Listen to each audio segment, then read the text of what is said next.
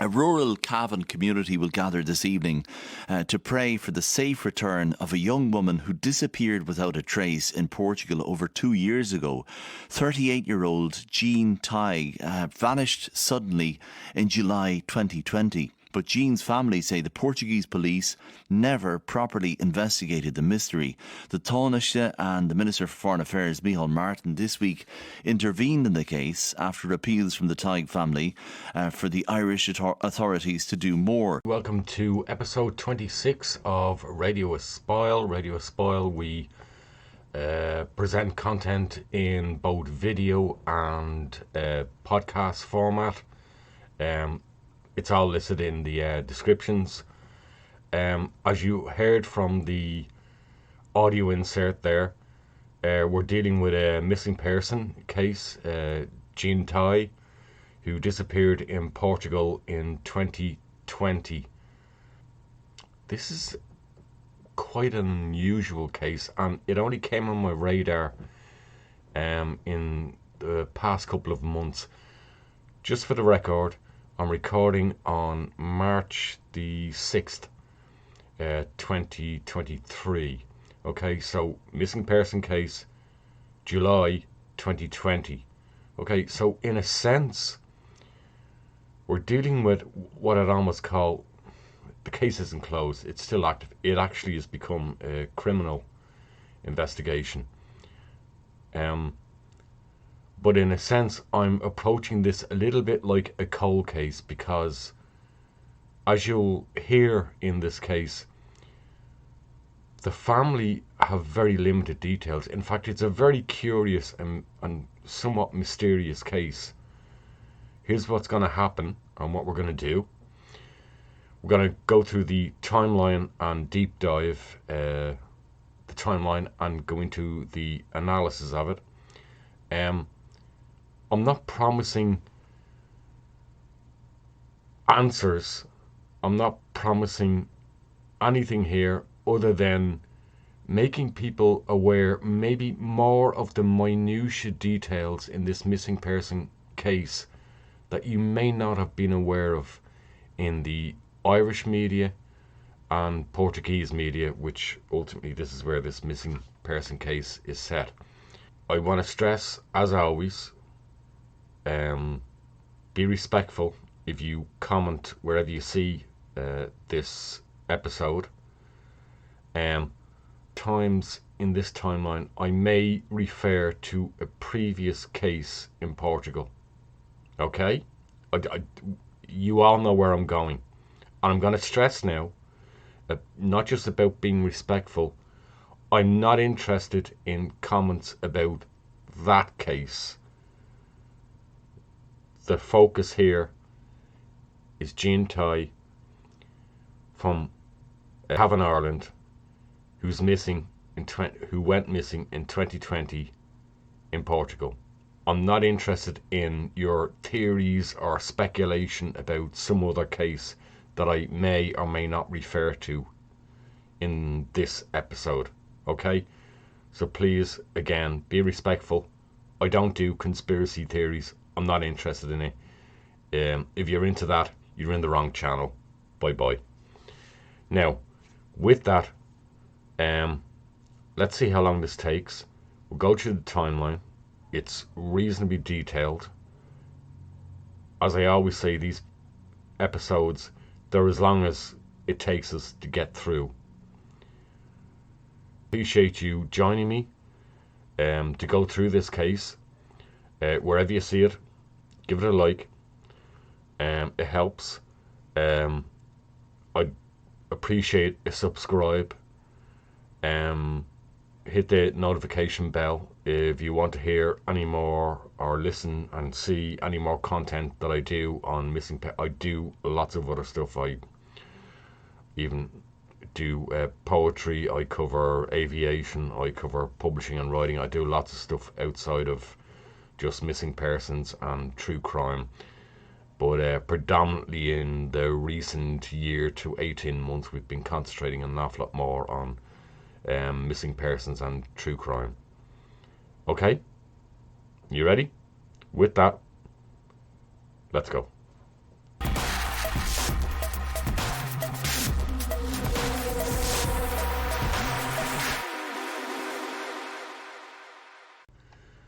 This is Tighe missing.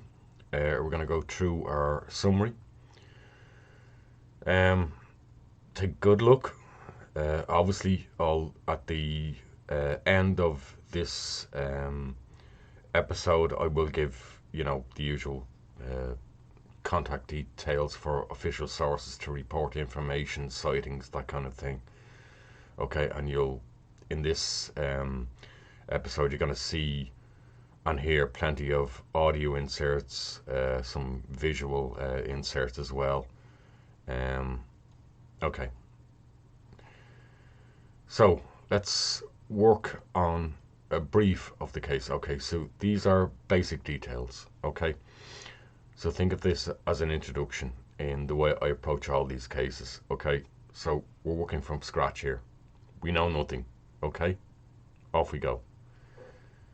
Tighe, a native of Cavan, Ireland, goes missing from a hostel she is staying at Parede, Portugal, located just outside the city of Lisbon, on July the 13th, 2020. She is spotted by a hostel worker carrying her handbag, leaving to meet up with a Brazilian male friend. Jean has spent much of her life travelling abroad as a free spirit and has visited places all over Europe, India, Australia and South Africa. She can often be away from Ireland and her family for many months at a time, but always makes sure she is back in Ireland from her travels during the Christmas period. Jean is described by her family and friends as very independent, outgoing, always wanting to meet people and make new friends, but generally travelled more often alone on her trips. She was known to be very streetwise and loved her bohemian lifestyle as a non-drinker and vegan. At 38 years of age, this would have been July 2020, she had experienced her share of personal ups and downs and found the period of lockdowns in Ireland at the beginning of the pandemic to be stressful and restrictive. Ultimately, she travelled to Portugal for several months, staying in various hostels during the first half of 2020 until her disappearance in July that year in Parede. 2.5 years later, January 2022, Jean is still not recorded on the official public missing persons list in Portugal or Ireland. I just want to update that since I did this timeline. I believe she now is listed on the official Ireland Missing website. The acapode to that is that really this missing person case has ultimately only come to news media in recent months, and we go back to kind of very late last year and early this year. Okay, so it's important just to keep that in mind when we go through this timeline. Okay, so let's go through the dates. The previous week, and this is prior to Sunday, July 12th, 2020, Tighe, 38 years of age, an Irish citizen, books a flight home for a family visit to Ireland. She has been in Portugal for several months, staying in hostels. This is a very normal travelling lifestyle for the independent-minded Cavan woman who has over many years visited places in Europe, Asia, Australia and Africa. While Jean can sometimes not make contact with family for long periods of time on her travels, she has recently been in contact with family and friends back home in Ireland. That's an important thing to keep in mind. It's not that she wasn't in contact. She'd actually been very recently in contact with family and friends. In the immediate period leading up to her disappearance, when the family did speak on the phone with Jean, Nothing in the conversations or tone of Jean seemed untowards or rang alarm bells with them. So, go back to July 2020. Jean is staying at a hostel in Portugal. Clearly, returning home for a family visit is on her mind, and she's booked one. One must also remember that in July 2020, even in Portugal, many countries were still operating heavy inward and outward travel restrictions during the pandemic. And again, that's another thing to keep in the back of your mind when you start asking questions of, oh, well, why this, why that? They're important details. You know, don't apply what's happening now in the world to where it was then. We were in a very different place back in 2020. Travel restrictions, lockdowns everywhere. So put yourself back in that mindset. That's where we are.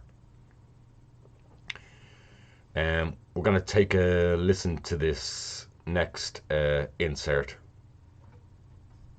Jean had mental health difficulties. She went to Portugal in summer 2020 to escape the COVID lockdown, but she was last seen at a hostel in Parede outside Lisbon on the afternoon of July 13th. A worker there said she'd gone to meet a Brazilian man, but he had no other details even of Jean's appearance. A few days later, an Angolan man claiming to be Jean's boyfriend reported her missing. We don't know why. He died in recent weeks. And back then, the local police in Portugal immediately opened a criminal investigation. The Tighe family, who mightn't hear from Jean for months often, they weren't told about this until January 2021. Through their own inquiries, they've established Jean had booked a flight home to Ireland the day before she disappeared, and her mobile phone, it showed signs of life until February 2021, including responding to messages. The phone, we recently learned, was last seen in the hand of a member of staff at the hostel outside Lisbon. All the rest of Jean's belongings were left behind the day she left. And the Tighe family, they claim the Portuguese police have not taken key and vital steps in their investigation. So, on Sunday, July 12th, we now know that Jean had booked a ticket to fly back to Ireland to meet family and friends. The 13th, which is the day she went missing, Jean leaves the Yourself hostel at Praga 5 de Outgoing, a chain of hostels she regularly stayed at located in Parede outside Lisbon, Portugal, to meet a Brazilian friend. Just before 4:06 p.m, Jean makes a WhatsApp to her sister Leona in New York. Leona misses the call. She later returns the call via WhatsApp, but it goes unanswered. Jean's departure is witnessed by a hostel worker. Jean is also reported by guests at the hostel to have left with her handbag. Her passport, travel bag with clothes and belongings and phone remain at the hostel. The phone itself is later reported to be found lying on her bunk bed by a hostel worker. She shared up and down bunk beds with Maria Oliveira, who was also staying at the hostel. Oliveira states to Expresso News, this is a media company in Portugal, that she witnessed this hostel worker accessing the phone to see if she could figure out who and how to contact the owner. Oliveira does not know what happened to the phone after that. The phone, as we will see later in this case, is a critical piece of evidence, as well as social media, and they lie at the centre of this missing person case. As Portuguese police have never released public details of the case and investigation, the phone will raise more questions than provide answers. At some point of Jean's journey to meet up with her Brazilian friend, she must have realised she left it behind. Was this a deliberate act, or did she simply forget it? Why did she not return to retrieve it? Was it because she wouldn't need it, and it was not worth returning to get, because she would return to the hostel that evening? Because all her belongings were left at the hostel. It also makes sense to me that this trip to meet a friend was intended to be a short trip and that she intended to return. Now, I've looked at the maps. There's a taxi rank outside the hostel, as well as a nearby train station. I also located a nearby bus service, though we do not know how Jean travelled on that Monday to meet her friend, by foot or transport, and where exactly she was travelling to. Whatever happened late that afternoon, Jean did not return to the hostel. And I think those details are important. I'm showing you now just a map of the area. You can see it's quite a busy, built-up area. Lots of traffic, lots of residential places, hostels, hotels, restaurants. The particular area she was staying in wasn't all that far even from the coast, the beach. So it's worth bearing that in mind, and you can see some of the places here on this map as well. So that intrigues me. Why didn't she go back to pick up her phone, meeting this Brazilian friend? I generally, your phone when you go out is an important thing, because whether you're planning bus services, train services, you're looking at times, arrival times. We don't know where specifically this friend was. We'll talk about that more later. And if you realise you'd left your phone at the hostel, wouldn't you, if it was within reason after you left, wouldn't you go back to pick it up? Because meeting somebody often is, hey, I'm on my way, I'm heading there, you text them, where are we meeting, that kind of thing. So a phone is an important device to have in this day and age with you. So it intrigues me that she left or forgot the phone at the hostel that Monday.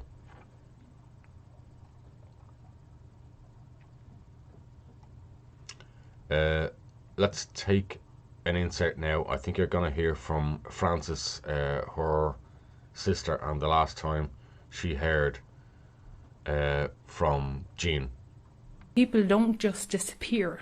Jean Tighe is somewhere in Portugal, likely. That's where she is, and we need so much help. Nothing has been done. Okay, so Jean has left the hostel on July 13th, the Monday, sometime in the late afternoon. Between the Wednesday and Thursday, Portuguese police are informed by her Angolan boyfriend that she is missing. Police will later claim that they informed the Irish embassy in Lisbon. The point of this exchange between the Irish embassy and the Portuguese police is to ensure Gardaí, that's the Irish police in Ireland, have been informed. The Gardaí will later tell Jean's family that no such alert, incident or report was filed with them of a missing person, Irish person in Portugal at that time, nor was there any contact of them by the Irish embassy in Lisbon. No authority of any kind informs Jean Tighe's family at this time. Whatever happened, there was a complete communication and operation failure to notify the Tighe family by whatever agency should have ensured due diligence was executed in the case. It's important to note, as reported by Expresso's investigative journalist Michael Pierre, who says, although there has been a criminal case open since that time, the case was never made public, and it took 2 years to reach the judiciary police. Just to explain, the judiciary police are like the national police force who deal with criminal crime, whereas initially the way it works in Portugal is local police, often local, or if you want to call them community police, deal with crime, and then they refer them immediately on if a crime is being committed and it's handed on. For clarity again, The judiciary police in Portugal look after crime cases. Sometimes they are referred to by the Portuguese public as the PJs. Local police tend to look after more perfunctory cases within a community. Now, what strikes me as curious is why a reported missing person case was so soon escalated to the level of a criminal case by the local police, and what evidence or suspicions the Portuguese had to do this, and why it took so long to reach the PJs, the national police. The status of being missing, remember, is not of itself a criminal act, even under Portuguese law. So I'm left with the conclusion that either the local police had evidence or suspicions of third-party involvement, or this is just another example of Portuguese authorities moving it to criminal status to avoid having to go public, which is shocking for a missing person case, because any country will tell you the most valuable asset the police have in investigating a missing person case is public assistance. You can't do that unless you tell the public. So it's not exactly helpful either way when you're dealing with a missing person. Public assistance in a missing person case, particularly in the first few hours and days, is absolutely critical.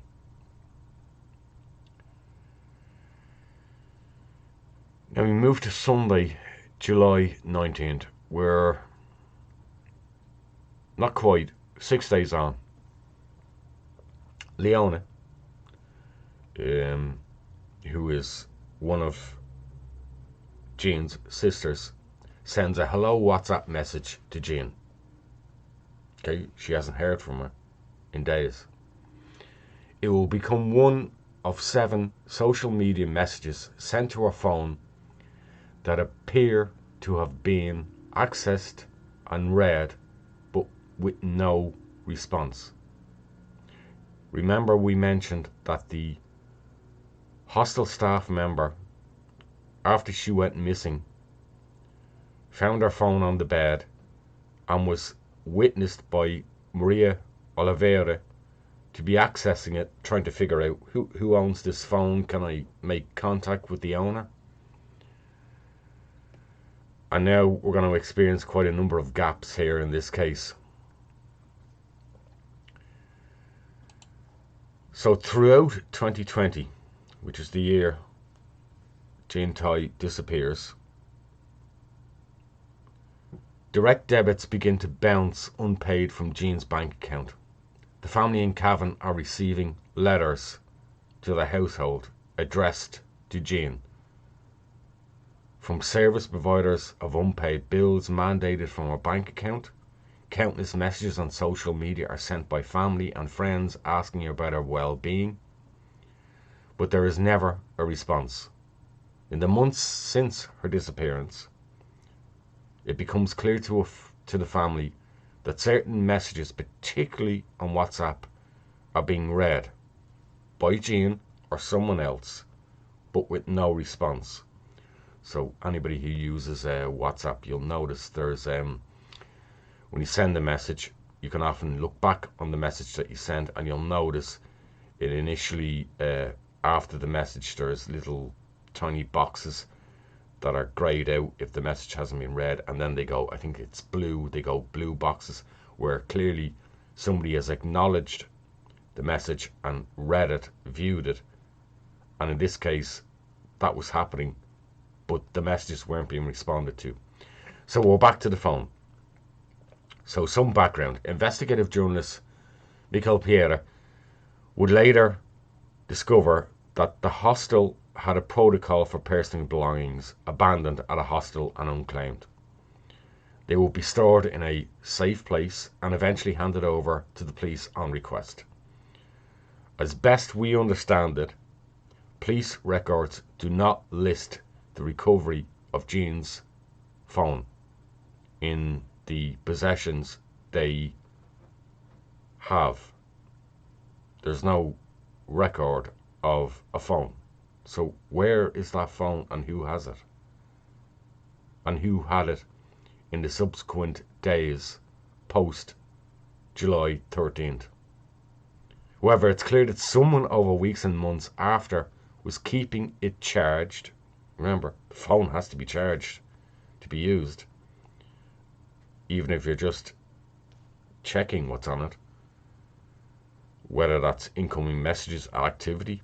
Was this Jean or someone else who had the phone? If it was Jean, then she would have had to return to the hostel to get the phone. But we know she didn't.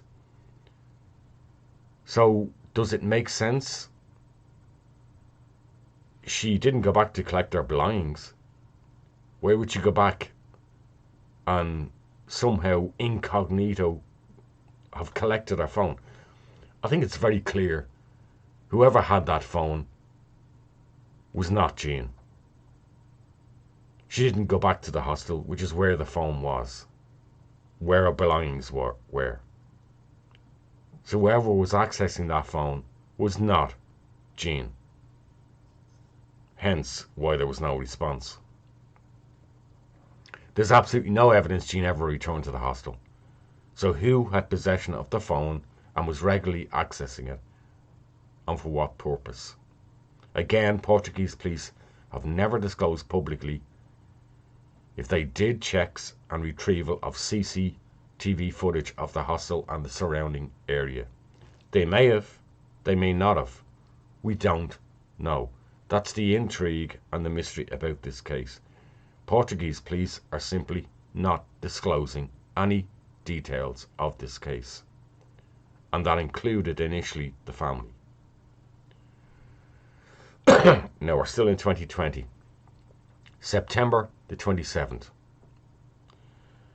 One of Jean's friends, in touch with the family, reports that her messages to Jean are also read but not responded to.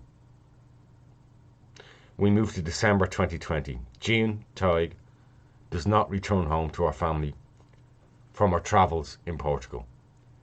This is completely out of character for Jean. Remember, the family know nothing. They haven't been told their sister, their daughter, their friend is missing. They know nothing. Months and months have gone by. They're thinking, maybe Jean headed off somewhere else. She'll eventually contact us. Christmas comes. They're expecting Jean to return home. They're also wondering, but she booked a trip to return to Ireland. Why hasn't she come back? This is Leona, by the way, in this picture, and she's holding up a picture of her sister, Jean. So according to Jean's sister, Leona, at the time this report was made, the Portuguese police informed this is what the Portuguese authorities claim. The Portuguese police informed the Irish embassy in Lisbon that an Irish citizen had been reported missing and that they were in possession of the missing person's passport. That's another important thing. They requested assistance to contact the family in Ireland. The Irish embassy told us that they advised the Portuguese police to contact the Gardaí in Dublin because they do not get involved in such matters. That's from the Irish side. In other words, this matter's been dealt with by the Portuguese authorities. The Gardaí in Dublin told us that they never received any alerts or notifications from the Portuguese. Portuguese police said that they'd followed all their protocols and that the Irish authorities didn't follow theirs. Yeah, so we're into classic bureaucratic and diplomatic blame games now in retrospective. So it seems that between the embassy, the Portuguese police, the Irish police, it was all about, well, I thought you were notifying the family. Well, I thought you were, and nobody was actually doing anything. I'm presuming someone else had done it. And that's clearly what appears to have happened. Let's take another audio insert from family members. The last time I saw Jean was about a week before I went into the rotunda to have my son, my firstborn. When I came out of the rotunda, Jean texted me and she was going to come and visit me in Cavan, and I was just so exhausted after having a C-section. I told her that I wouldn't be available that day, but I'd see her again soon, and I haven't seen her. I didn't realise I'd never speak to her again. And she's never met my children. It's very difficult to articulate, to find words to express that enormous void. I see it every time I look at my dad, every time I look at my sisters, my brothers. There's no words for just the massive void, the vacancy that's there because we don't know where she is and we have no information. We have no facts. So there's just this nothingness, this vast amount of nothing where she used to be, and she was such a wonderful person. So it's hugely traumatic. She was a wonderful character. She's a wonderful older sister to have. So we're on to February, March 2021. And again, I want to keep emphasising, remember, the passport was found with the phone and other belongings at the hostel.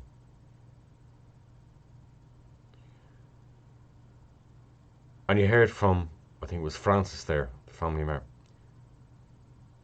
Wherever Jean Tighe is, she never left Portugal. She didn't have a passport. This is 2020. We're in lockdowns, let alone being able to move from country to country without a passport. We know Jean Tighe never left Portugal. The Portuguese authorities know that. She didn't have a passport. So February, March 2021. So we're getting up to nearly a year has transpired. And this is extraordinary because this appears to be around the last time the reading of messages was verified. And after this, there is no record of anyone sending messages to Jean's phone that are read. On February the 17th, Jean's sister, Alison, who's a third sister, also confirms that a message she sent via WhatsApp about the family's concerns for her well-being is read, but again goes unanswered. On March the 15th, a friend of Jean, Natasha, has a similar experience when sending a message. These are the last known read messages. So sometime around February, March 2021, whoever is accessing that phone, that's it. The reading of messages stops. Unfortunately, due to terms, conditions, protocol, WhatsApp delete Jean's account after 120 days of inactivity as per their terms. Now, I can't verify this, but my suspicion is that around early February, March, we think, 2021, the phone finally was either left uncharged by whoever had it,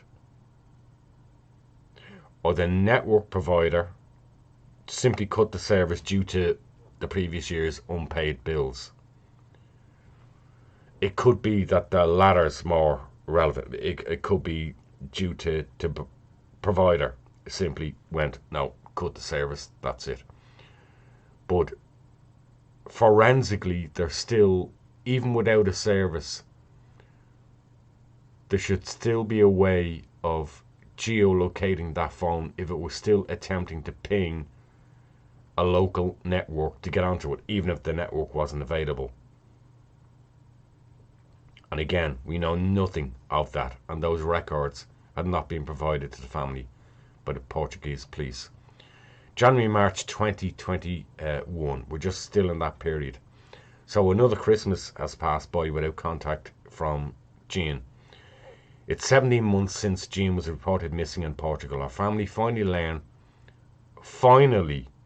learn that the loved one was formally reported missing as far back as July 2020. So the family are only learning about this now in January, March 2021. She went missing on the 13th of July, Monday the 13th of July 2020, the previous year. They make a full report to Gardaí at Fitzgibbon Station in Dublin. Gardaí confirmed to the family that the Portuguese police or authorities had not notified them of a missing person case for Jean. They're also confirming that they knew nothing from the Irish embassy in Lisbon or anything. The Tighe family are informed of the details, the basic details, of a missing person report filed in July 2020 with the Portuguese authorities by Jean's Angolan boyfriend. Now, I'm not going to pry into what the sisters and the family knew of Jean's relationships, that whether they knew she had a boyfriend, she didn't have a boyfriend, whether this alleged boyfriend is claiming to be a boyfriend but actually isn't, and is just a friend, but he thought he was a boy. I don't know. And again, we must be careful with what can sometimes be lost in translation. You know, I hear girls talk about their friends as girlfriends. Maybe some boys talk about their friends as boyfriends. So I don't know whether we're talking about a classic boyfriend, girlfriend situation here. We can only go with what we know. Now we're going to move on quite a leap here, because guess what? We're just going to jump a year.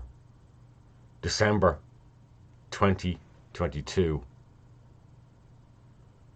And this is the next significant development in this case. The body of, I hope I'm pronouncing this correctly, Xiu Quidamba, a 41-year-old Angolan citizen and former boyfriend of Jean Tighe, by his claim, is found dead in the kitchen of his home.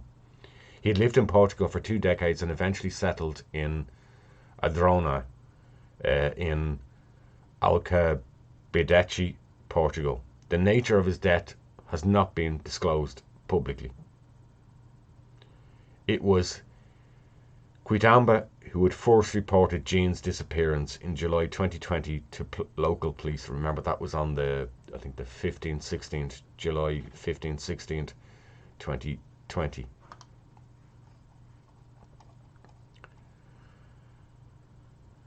This is Coimbra.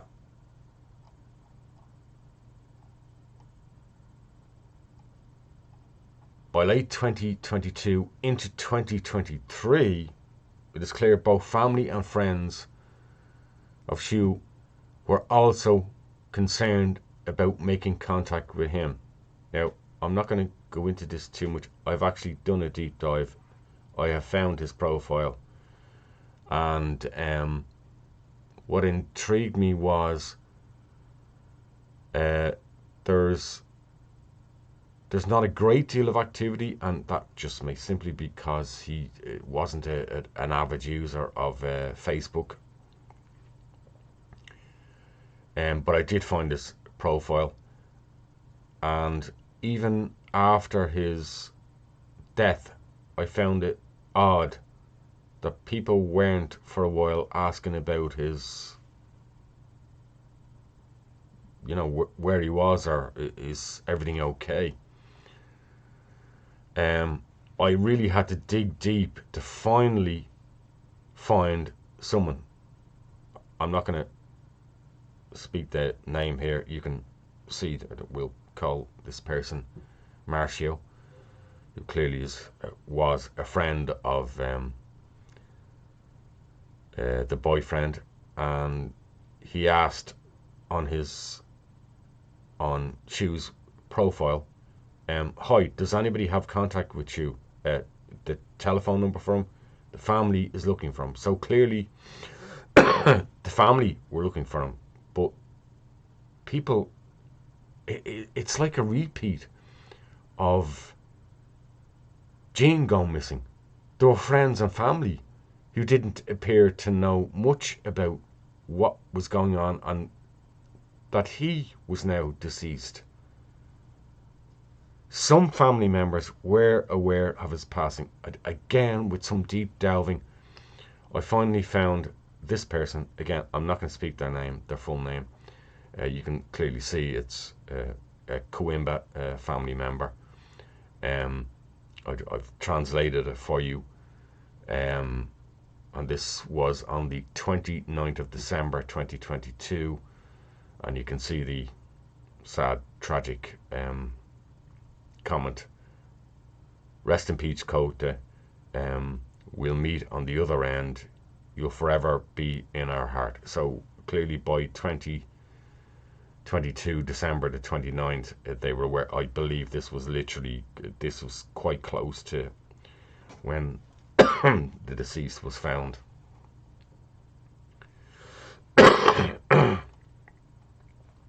January 2023. Increasingly frustrated, Jean's family began a concerted campaign to find answers to their questions on what exactly the authorities in Ireland and Portugal are doing with the case.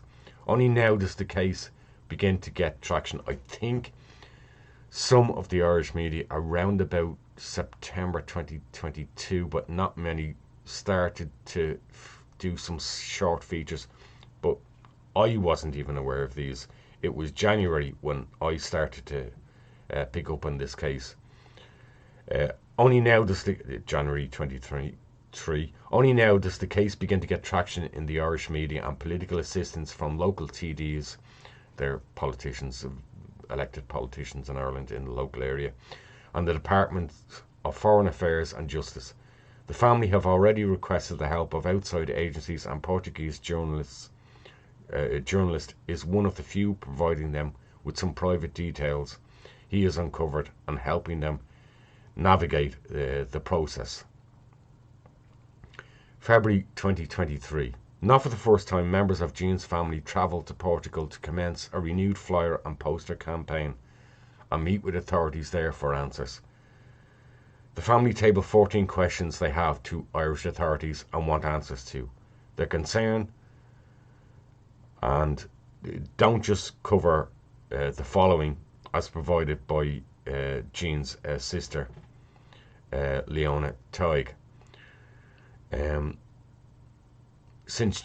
She says, since Jean's disappearance, it is our belief that neither the Portuguese police nor the Gardaí have access to following information, either at home or abroad. And I have a number of questions beyond just what Jean's sister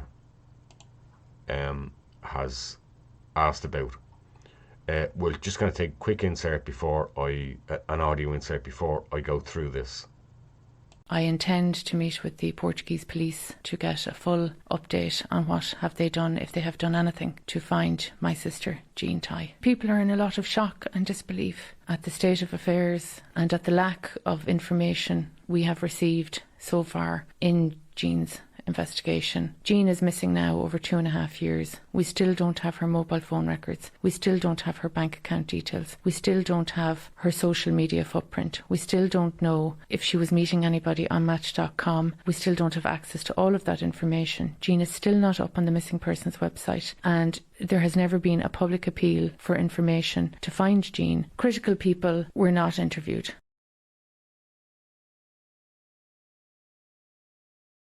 You heard it again from family members there. Again, what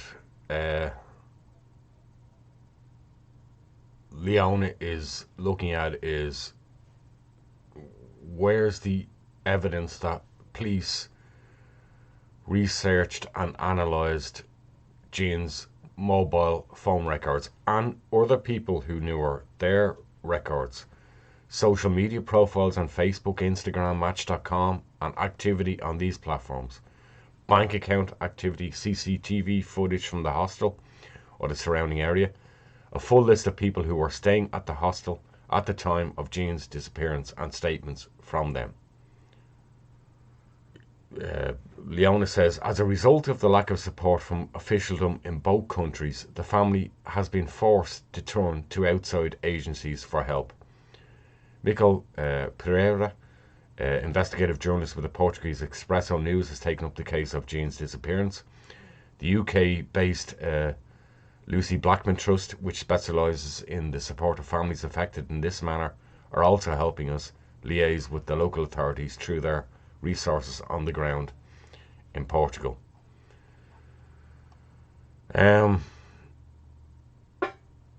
Yeah, look, that's pretty much where we are, and yeah, I'm.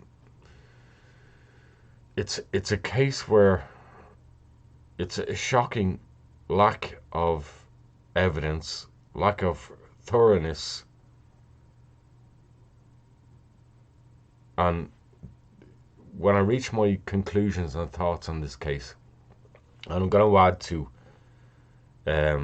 Jean's sister Leona's own list, my questions would be, why was this case handled as a missing person case initially, yet it seemed to very quickly, it was escalated to a criminal case, but yet it wasn't handed on to the judiciary police in Portugal immediately? This didn't actually happen, according to Michael Parede, until the summer of 2022. So either a case is a criminal case or it's not a criminal case and it's just a missing person case. If it's a missing person case, where the hell was the public request for information? Where was the organised public search of the area? You know, it's one or the other. Why did it take police so long to track down persons known to Jean who last saw her?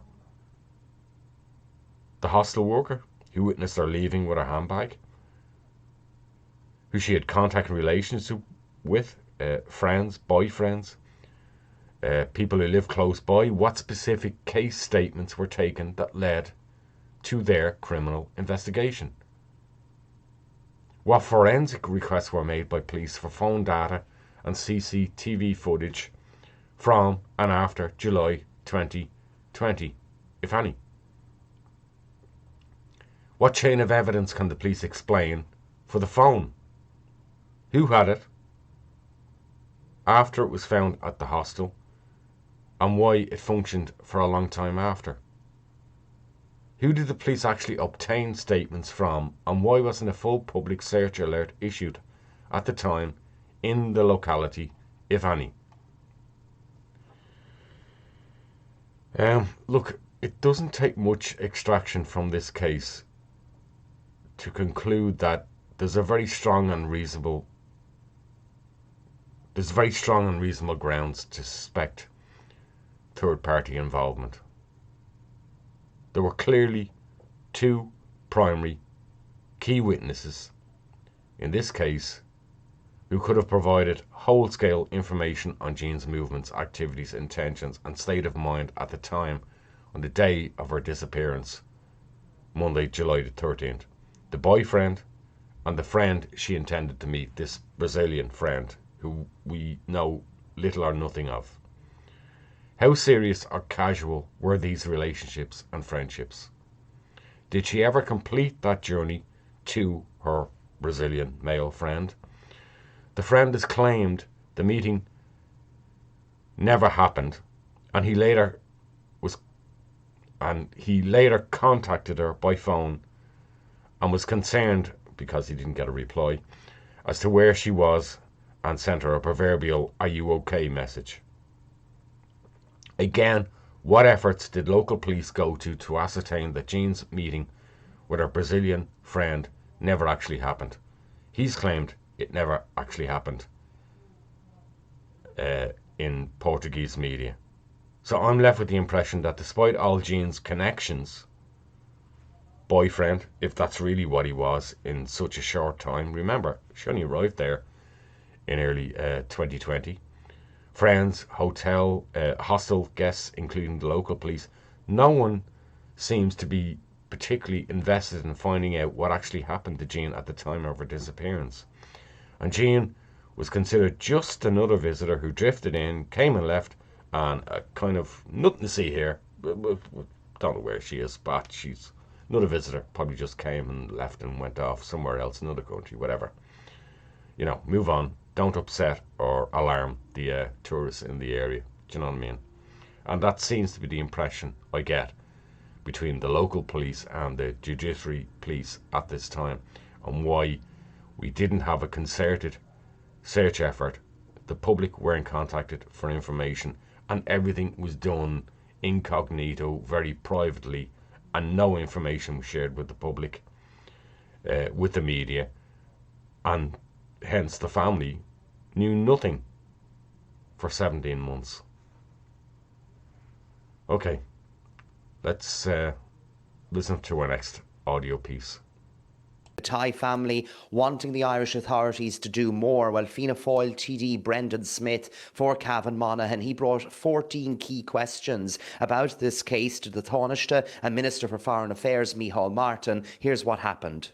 The family have put specific questions to the Portuguese police. I spoke to the Taoiseach Minister for Foreign Affairs Micheál Martin. We had a detailed conversation regarding this particular case on Wednesday night. I, on behalf of the family, put those questions again to the Taoiseach for transmission to the Irish Embassy and onwards to the police authorities in Portugal. And what I said to Micheál Martin was the family need to get answers to every one of those questions that have been posed. What happened on foot of that conversation with Micheál Martin? Well, Micheál Martin assured me on Wednesday night that he would have his department follow that up immediately. Last night I received a call from a very senior official in the department who briefed me on the up-to-date position. He said that the Portuguese authorities have been made very aware of the concerns of the Irish government in relation to Jean's disappearance. There are basic questions that have not been answered. We all know that nowadays there are basic investigative tools in regard to a missing person of that. And what I said to the Taoiseach was, we have, and the family have more importantly, to get answers to those basic questions, because we have to ensure that a thorough,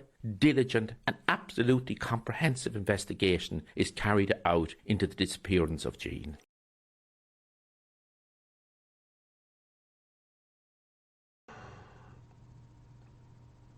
Let's ask ourselves, what is plausible in this case? You know, forget the wild speculations. Stick to what we know, which is limited. But what's plausible? What makes sense? What pattern and evidence is there that would make it plausible that Jean Tighe simply decided to vanish off the grid, so to speak, as we say, somebody goes missing of their own volition? Okay, let's think about that. Despite Jean's independent nature, this seems, to me, you can comment reasons why you disagree with me, but this seems unlikely to me. She loves people, being around them. She loves her travelling adventures.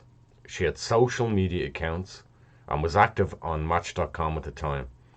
Every place she visited over many years, she built friendships, connections with people from all facets of life.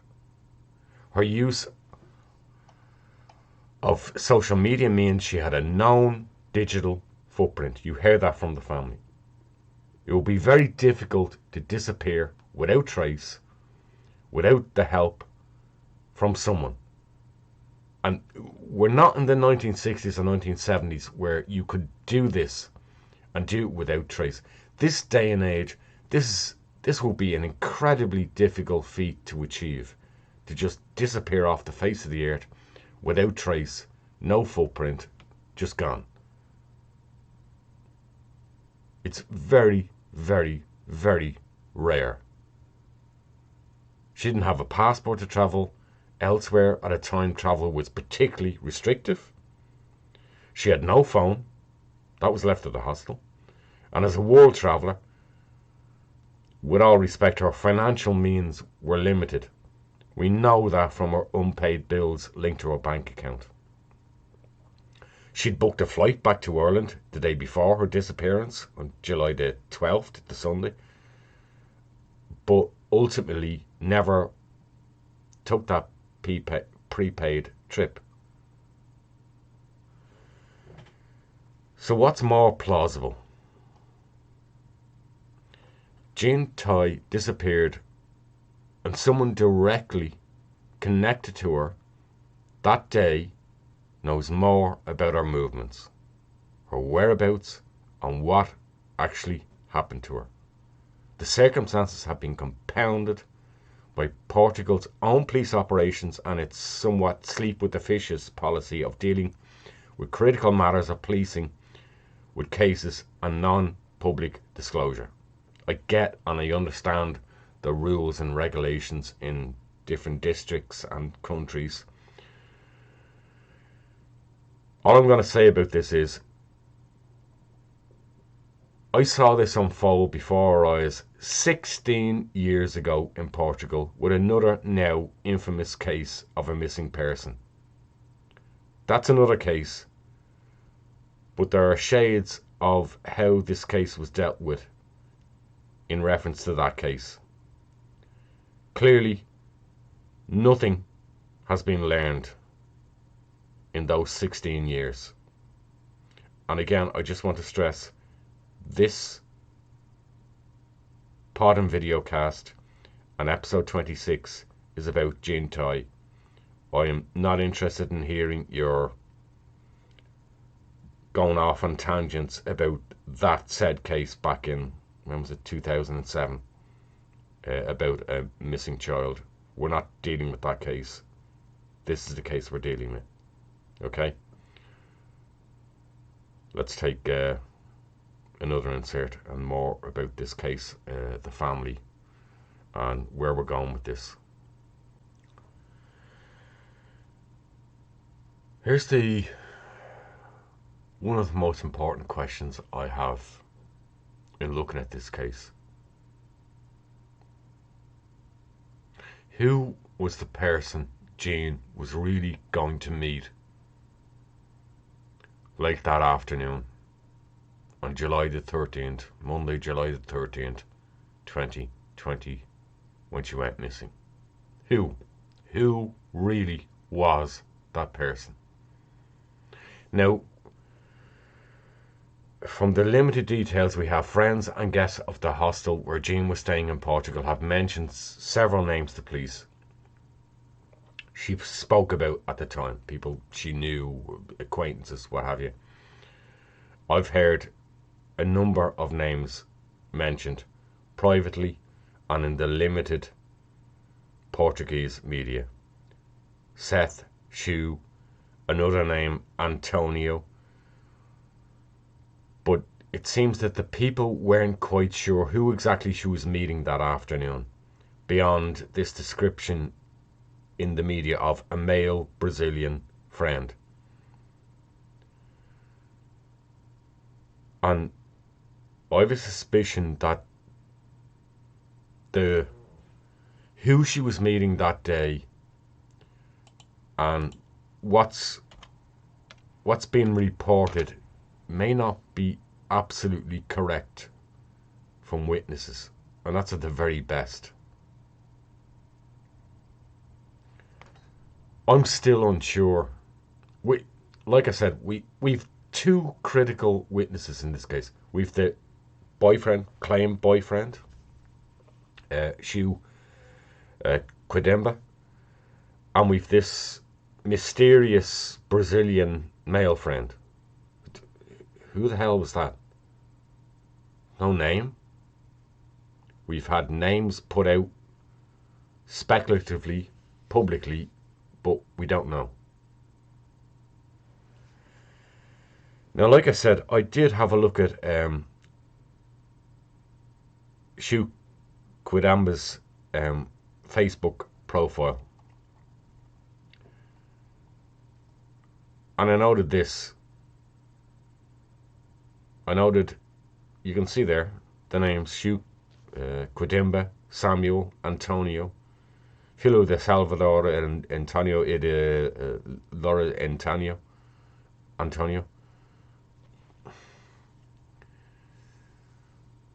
I have a suspicion that, as with a lot of cases where eyewitnesses and he he said, she said, this is what I think I vaguely remember this, or she mentioned this person, that person.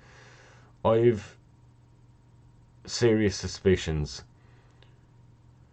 about how correct the information is as to who she was meeting that late afternoon.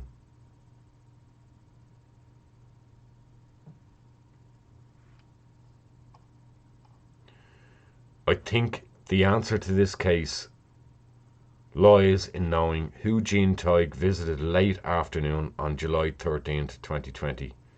Be it a friend or the boyfriend. But her sisters are very likely correct when they say this. My sister disappeared in Portugal without a trace. I don't believe that people vanish off the face of the earth without a trace. We have to keep going. We have to keep the faith and keep hope up and do the best that we can. The answer to this case lies with those two people. Sadly, and sadly for one of them, the boyfriend, and thoughts to his family, he's now deceased. But the answers lie with him and with the supposed Brazilian male friend she was visiting. And I think there's an awful lot there being conflated in the limited details we know publicly. But the answer lies there as to what happened Jean Tighe on July the 13th, 2020. My thoughts are always with the family of Jean Tighe, Leona, Frances and Alison, her sisters, all the siblings and extended family and friends. They need answers and they deserve a great deal more support. I would appeal to people who knew Jean closely at that specific time, who have details of her movements that day, who specifically she was meeting, and to come forward and speak to the Portuguese judiciary and provide proper information to their investigation.